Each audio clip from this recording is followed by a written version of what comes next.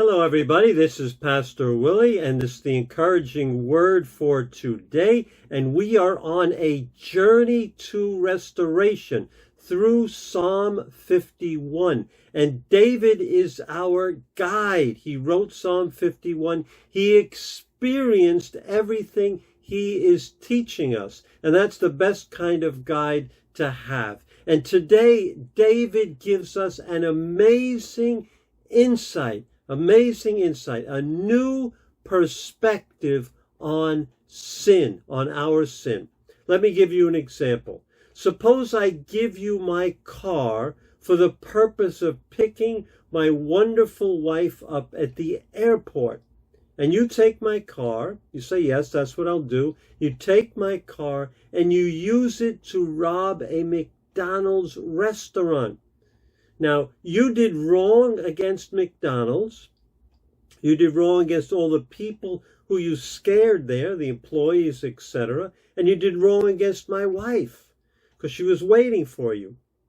But you also did wrong against me because I gave you the car for a specific purpose and you used it for something else, for your own purposes.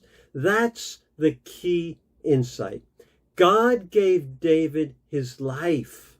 God made David the king. He put him in a position. And he did that so David could lead God's people. So David could take care of God's people. But David used his life, used his position for himself. Yes, he sinned against Bathsheba by committing adultery. Yes, he sinned against Uriah by committing adultery and killing Uriah. Yes, he sinned against the people by not being a good leader, but primarily he sinned against God. Listen to this perspective David has in Psalm 51, verse 4. He's talking to God. Against you, God, you only have I sinned and done what is evil in your sight. So you are right in your verdict and justified when you judge. All sin is against God. The prodigal son, when he reached the bottom, he was in a mess. He realized not only that he had sinned against his father, but he had sinned against God. And when he came back in Luke 15:21, he said to his father, I have sinned against heaven and against you. Paul taught us that same insight in Romans 3:23.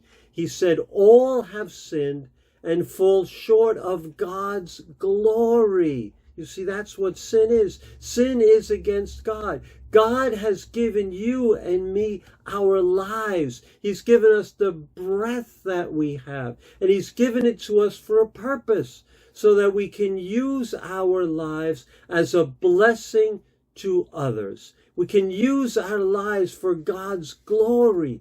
We can use our life to build God's kingdom. So when I speak to someone roughly and put them down, I'm not only sinning against the person, I'm sinning against God, because God gave me life and breath and a tongue so I could use my words to build people up. If I decide to live my life for me, I'm going to do me. It's time for me to do me. I sin against God, because his expectation is that I live for him, that I live for others, and I lead a self-sacrificial life. That's a new perspective on sin. And having that perspective keeps us, I believe, from sinning in our lives. If I realize, and as we go about our day today, if we realize that sinning, small or big, however you want to call it, is primarily against God. Today's challenge is, as you go through your day, have this new perspective on sin. So I'll see you tomorrow. Tomorrow is day 6 of our journey to restoration. And tomorrow we're going to look at the root of every issue in our lives.